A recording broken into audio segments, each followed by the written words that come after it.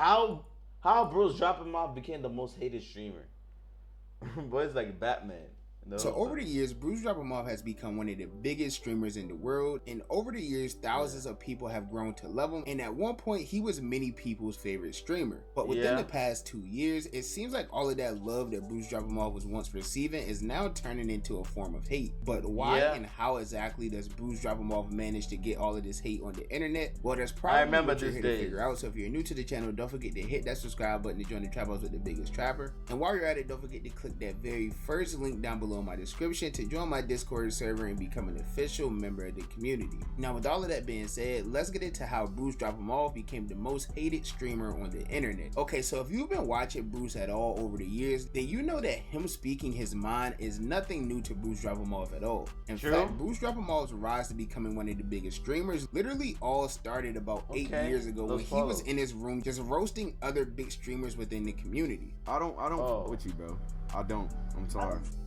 I don't fuck with you, nigga. So wait, stop DMing me asking me for a feature, bro. I don't fuck with you, bro. Dead ass. And over time, BruceDropEmOff began getting a name within the 2K community, and this led to him expanding more and more, and then eventually making his way over to the quote-unquote poggers community. And honestly, he was one of the first streamers that I give credit to for really merging like the quote-unquote W and L community with the poggers community. Now I feel like that whole thing is like slowly starting to fade away, but Bruce was definitely like one of the first streamers I feel like that was a heavy part of both. And with Bruce being tapped in with both of these communities, of course it came to a point where he would start growing rapidly, and he quickly became one of the biggest streamers on all of Twitch, as well as building a core fan base that goes by the name of DEO. And with the connections he made by being tapped in with the poggers community, this all led to him joining an organization which is very popular within the poggers community that goes by the name of OTK. But I would say joining OTK would be one of the many mistakes that Bruce has made throughout his career, because I feel like this is when Bruce's career would like slowly start going downhill. So shortly after joining OTK, some drama has started happening with a few of the members that involved them getting exposed and having some very serious allegations against them. So this ultimately led to BruceDropEmOff leaving the entire organization. And when he left OTK, he would start beefing with one of the other members of OTK that goes by the name of Miskiff. Now, I'm sure all of you probably know Miskiff. He's a very big Twitch streamer within the poggers community. He was also one of the key parts of the organization OTK. And this would lead to BruceDropEmOff completely falling out with Miskiff entirely. Miskiff, stop texting my phone. You are blocked. Again, don't ever come at me like that ever a day in your fucking life. I did way more for you than I was even supposed to. You're supposed to be sending good energy, nigga. I should have left when your bitch ass got exposed. It's just weird energy because I left. So that was like the first little minor wave of hate that Bruce would receive. But to fast forward, because we could literally be here all day talking about like all the drama Bruce has been through. So as most of you probably know, while Bruce was streaming on Twitch, he also became very close friends with Your Rage, and he will also eventually become very good friends with another streamer by the name of Kai Cenat. And these three streamers, when they were friends, they was probably like the biggest trio on Twitch. They always did collabs. In fact, they had a very popular like title for their collab, which was Boys Night. And that would even grow into something a little more bigger than that. And they would even start like their own mini group titled DYK. And it really did start to seem like this trio was going to become one of the biggest streaming groups that there was. Like they even planned to release merch at one point, although I don't ever think it ended up dropping. And sadly, this whole DYK thing would eventually all be very short-lived. Because as time passed, it seemed like Bruce started drifting away a little bit from Kai Cenat and Your Rage.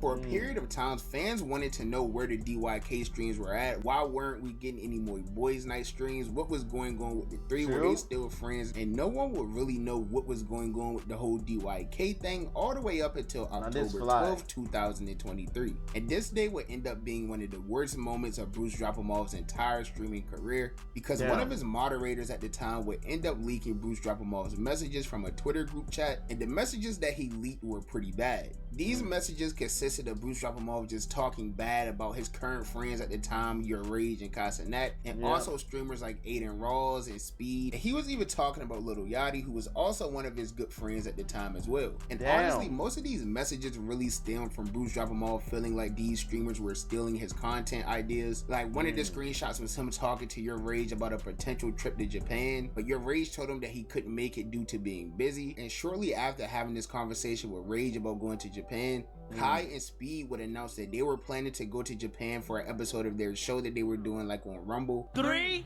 2, 1. We are going to Japan!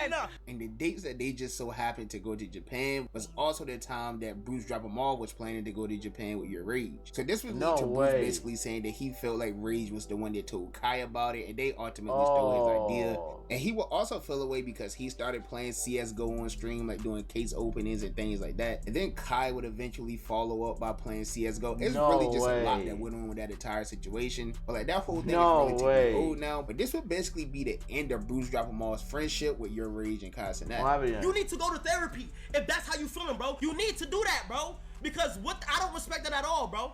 And I don't want to be your friend no more. I don't want to do shit with you no more. I don't want to be associated with you no more because it is too dangerous to have a nigga like that in my circle. Yeah. And he would start receiving like crazy amounts of hate. Like I really believe the reason why everyone hates him now is because of that one situation. Even though Kai Cenat and Your Rage has both moved past it now, like they don't really mention Bruce at all anymore. And to make matters even worse, he had recently joined Kick during this time, so that's around the time he started becoming like more edgy and saying like a lot of crazy things on stream. And with him being on Kick, in these messages he also says something about Aiden Ross, who he was also very good friends with at the time as well.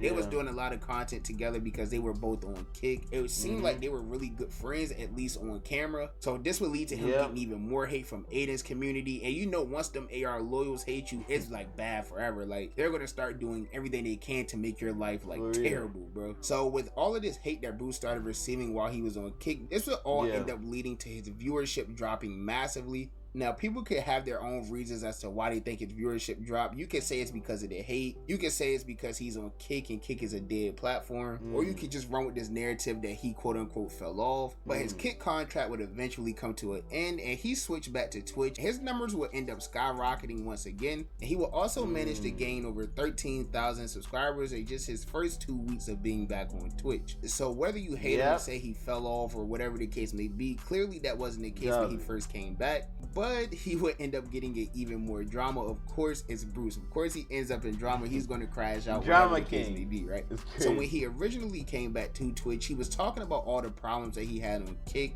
And he would once again say some negative things about Aiden Ross and his entire group like SSB, as well as getting into like a little minor beef with SQC because he was talking so bad about the entire Kick platform. BruceDropEmOff would manage to stay drama free for about 2 weeks, which ended up being like a record for him at this stage of his career. But he would end up going on his burner account and saying like a lot of like slurs and whatnot. And this would lead to his burner getting banned on Twitch, which also meant that he couldn't stream on his main account because it would be like a ban evasion, which would result in him getting permanently banned. So he would end up taking like another 2 to 3 week break away from streaming. So he would use this time to go on vacation in Japan while he was banned. And once he managed to get unbanned, he would make his return to streaming, and he managed to stay drama free for about 3 days. All the way up until July 8th, where he would get in a lot more drama and receive a lot more hate. Because around this time, this is where the whole like Sketch situation happened, where Sketch had got massively exposed online about like things he used to do in his past life and everything. We're not even gonna get into that. I posted a video about it if you want to go watch it. But BruceDropEmOff would then go live, but he would make like a lot of jokes about the situation and do a whole lot of trolling and just give his overall opinions on this entire Sketch situation. It's in my ass, brother. Slide it in. Take it out. Yo. Pineapples. Bro, this is so weird. Bruce, what the heck? Yo. Oh my God, Sketch, yes. You came out the closet, yes. Yes, let me f that fat white ass. Like, everybody that nigga literally wants to f him, bro. I know y'all. And if you know BruceDropEmOff, you know that that's what he literally made his career off of. Trolling, making jokes, getting people upset. That's what he does. That's always been Bruce. Like, his core community knows that he's not really meant to be taken like as serious as people are taking him. But of course, this would end up upsetting a lot of people. Like, people were wishing death on him. People were wishing that he got banned again. Like, people were literally just wishing the absolute worst for Bruce because of the things that he was going live and saying about Sketch, as well as like all the things he had already done in the past. I make a couple jokes. Y'all over here sending me death threats. I had to go buy 13 new guns. The f wrong with y'all? And after receiving all the hate for that, he would once again take another break from streaming, and this time he would be gone for another 2 to 3 weeks, but he would be active on his Twitter account, like promoting like his artists and all of that with his Ball Hog record label. But this time his time away from streaming would be extended because he's also going through some drama in his personal life involving like a breakup with his longtime girlfriend and things like that we're not even going to get into because it's none of our business. I'm really just here to talk about like the actual content side of things. So he would make his return to streaming just a few hours ago on July 28th, and this stream was literally just meant to be like a little heart-to-heart between him and his viewers, explaining to his viewers what was going on within his personal life. But while he was streaming, another streamer who's a member of the new FaZe clan who goes by the name of Lacey was also streaming, and people was coming into Bruce's chat basically saying like, yo, Lacey's talking about you, he's talking crazy. And this would lead to Bruce basically saying he doesn't care about Lacey, he doesn't care about FaZe or anything like that. Nigga, you think I give a f if Lacey is live? Nigga, f that fat white ass nigga. You think I give a f? Nigga, f FaZe. And after saying that on stream, he would receive some messages from FaZe Banks, and then FaZe Banks would end up calling him, and he would end up saying some pretty crazy things to Bruce. What? Yo, just know I'm smacking the shit. What? Okay. Oh. And fucking your bitch. For real? But I'm gonna take one. Watch. I'm gonna make an example out of you. We both know that I'm your girl first thing tonight, tomorrow. Now after that, things would become more serious with Bruce saying that he's gonna be in LA and blah blah blah, all this and all that, and just a lot of trolling that ended up happening between the two. And FaZe Banks would end up making a post on Twitter tagging Bruce's girlfriend, and even end up posting like the current weather in the city of Atlanta, which is where Bruce and his girlfriend are from, basically hinting that like he was going to pull up or come to Atlanta or whatever he wanted people to get from that message. And Bruce would just continue trolling the entire FaZe clan while on stream, and he would eventually end up leaking more of the messages that FaZe Banks sent him, and then he would just completely end his stream. He announced that he was going to be taking a very long break away from streaming this time because he has other things he wants to focus on and let them things grow. And he would really just say that being on the internet hasn't really been as fun as it used to because of all of the hate that he was receiving. So he wanted to focus more on other businesses and other real life things that's going on because he gets actual love in real life. So why would he be on the internet just getting a lot of hate? So we don't necessarily know when the next time we're going to see Bruce drop him off. He said it could be 2 to 3 weeks, maybe even longer than that. Who knows? But what we do know is that Bruce received a lot of hate on the internet over the past few years, and you can say, yeah, most of this is deserved or that he brung it on himself, but the truth really is most of the hate that he receives just stems from like other members of other communities disliking him because of what he said about their favorite streamer. I personally think that Bruce is one of the best streamers to ever touch Twitch. Yeah, of course I don't agree with the things he says or the things he does. I don't know, if I want a streamer that I know is going to entertain me and make me laugh, bro, I'm watching Bruce drop him off. It's not really many other debates. I'm not going to stop watching him because he's beefing with Casanat or whatever the case may be. But that's just my personal opinion about this entire situation. Y'all know that the only opinion I really care about is y'all's opinion. So let me know down below in the comments, what do you guys think about this entire situation? Do you still watch Bruce drop him off, or have you stopped watching him? And if you did stop watching him, what was the reason why? Or if you've... I was never really into Bruce, like really that much, but when he started doing things with Kai, because I was watching Kai too, I started getting like tapped in a little bit, you know, some streams that I go there, it's fun and all of that, you know, and stuff. But the first time I saw Bruce, I thought it was Eddie Murphy, that ass.